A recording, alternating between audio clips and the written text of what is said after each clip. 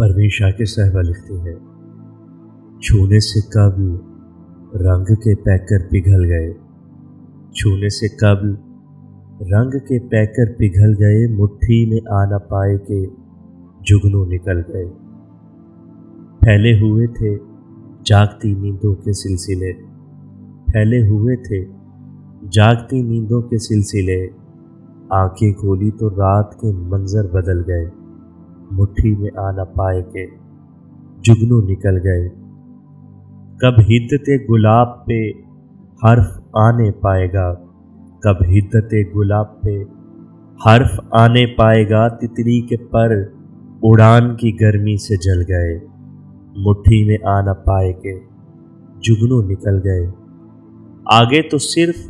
ریت کے دریا دکھائی دے، آگے تو صرف ریت کے دریا دکھائی دے،